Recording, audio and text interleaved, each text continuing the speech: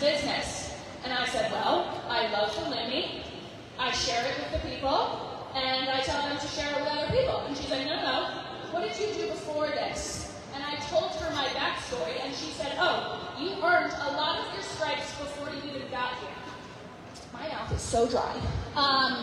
Anyway, so I'm going to take you back, and I'm going to tell you a little bit how I earned my stripes. That was supposed to be there. This is me, back in the day. So cute. Thank you so much, Liz.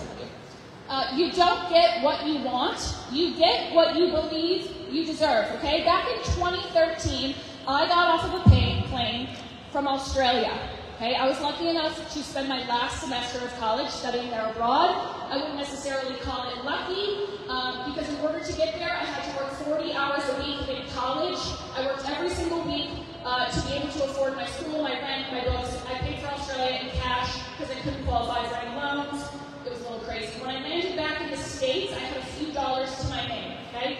I moved to Charlotte, North Carolina, and I started applying for jobs. I got denied from literally everything. They wouldn't even hire me as a bartender. When I finally landed a job in staffing and recruiting, Lawrence Steelman, you know what that is like. I was elated, but I was also desperate to win. Okay, my CEO told this on stage one day when he promoted me, but in that first week, they sent me to train in Raleigh, North Carolina, and I couldn't even afford to get there. Okay, I called my CEO on the phone. I was literally, 23 years old, and I said, listen, I'm going to make you a lot of money one day, but I cannot afford to get myself to Raleigh. Can you please lend me some money? And he was like, okay, sure, you're so crazy. So I got there. I didn't have any professional clothing. I borrowed my friend's mom's high heels that were a size too big for me. I wore the exact same outfit almost every single day of that training. And when I started that job, I was told no every single day. People laughed in my face. They literally slammed doors before I could even walk through them. My coworkers mocked me when I showed up to that office at 6 a.m. and I wasn't winning any deals. And I was commission-based, okay? But I had the will to win. And what is a winner? A winner is a loser who tries one more time. That is the only difference.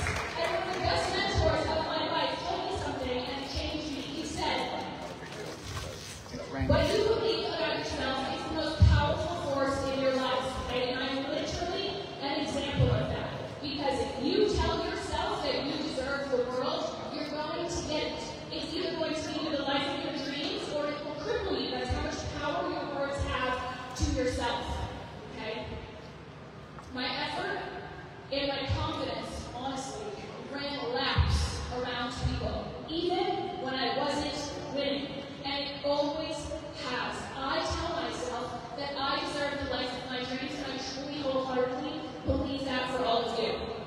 That self-confidence mixed with massive, unapologetic action is what made me eventually win every single award in that company. And at the age of 26, I was promoted to open their Atlanta market over dozens of other applicants, some of them twice my age. Okay? I was pumped. I thought that I had it all. My life was made. This is going to be sick. It's awesome. And then I realized that I was making money for someone else's dreams to come true. And I missed birthdays, I missed events with my friends and my family. I had what they call golden handcuffs, and I was working for someone else. And then I realized that I was actually made for so much more than that. Okay? So why do I tell you that story? Because, I'll be honest with you, I'm going to break the fourth wall here. I hear people say all the time, oh, Gretchen's an influencer. Oh, she has all these followers. She's got it. She has this. She has that. I don't have that. I can't do what she does. When I started this business, I had 900 followers on Instagram and 0 social media experience. I had never sold a product in my life. I couldn't even figure out how to order the Louis. Probably just had to order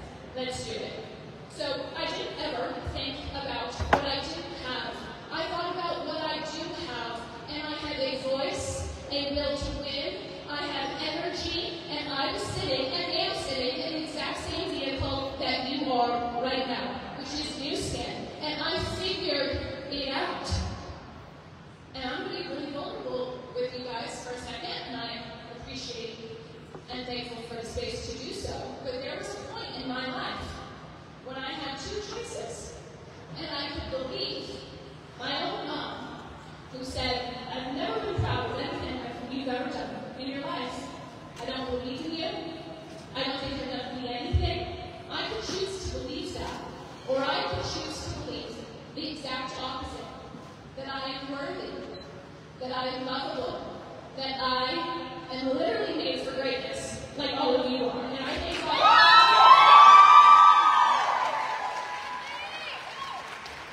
And I thank God every single day that I chose to believe in myself. Okay? I want you to memorize this. Faith and fear both demand that you believe in something that you cannot see. And thank God I chose faith and I did not choose to believe that fear. Okay?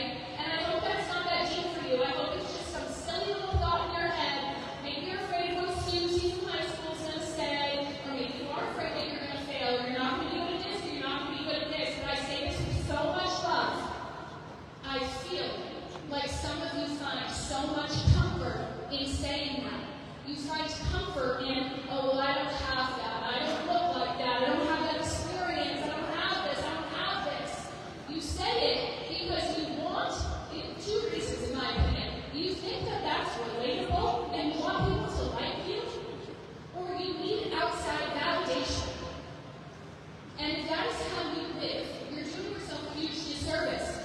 I want you to think about who you spend 24 hours a day with in your entire life. It's you. Mom, your dad, your sister, your spouse, your kids, it doesn't matter. You spend every single day with you. So if you do not speak into you, if you do not believe in you, then when you are down and you are crying in the shower and you don't know how to take the next step, and you don't know what to do, and you fail and you fail and you fail, who is going to pick you up? It's not someone else. It's not some outside validation. It's literally you. So if you're sitting there and you're wondering how to take the next steps, it's going to be your thoughts that move your feet. Let's talk about moving your feet for a second, okay? When you leave this event, starting literally tonight, are you going to let faith or fear dictate your next move? Are you going to say, I don't know how, I'm not smart enough, I'm not good enough, nobody cares what I have to say, I've never done that before? Or are you going to get to work? Because a little news flash, you do not learn how to swim by reading about water. You do not learn how to swim by reading about water. You don't learn this business by listening to other people's stories. It can help, but you don't get confident by reading self-help books. You don't get better at Instagram by watching everyone else and never posting anything of your own. You learn how to swim by jumping in a damn pool. I think about my perfect baby girl, Lynn. She started swim lessons at 8 months old. How? She jumped in. Well, she didn't really jump in, she couldn't even walk. But she knew that her instructor and her mom and her dad were right there to catch her. And she failed, if you will. She swallowed the water, she kicked, she screamed. But in a few months, she can float on her back for over a minute, and she can monkey crawl her entire pool. Do you want to see? Because it's really cute. I think there's audio. Do it again. There we go. Yeah. Good job, baby. Good job, baby. You're so... Anyway, it's so cute. Oh, there's a smell next thing. Oh, God. Anyway, that's what this business is like. Most people want to swim, but they're too afraid to jump. They wait and they watch and they dip their toes and they kind of. But if you just jump in, knowing that your mentors, your people are right there to catch you. You will learn and you will grow, and I promise that you will win, but you will never learn, aka you will never win if you don't go all in. Okay? This next year at New Skin will literally make history. I am so positive of it. Are you going to be a part of it? That's what I thought. Or are you going to look back and realize that you missed it? And for what? Because you didn't have the courage to believe in yourself, because you cared about Susie, because you cared about this, because you cared about this. You thought about everything that could go wrong. Not me. My daughter doesn't deserve that. I don't deserve that. We are sitting on the best vehicle at the exact right time.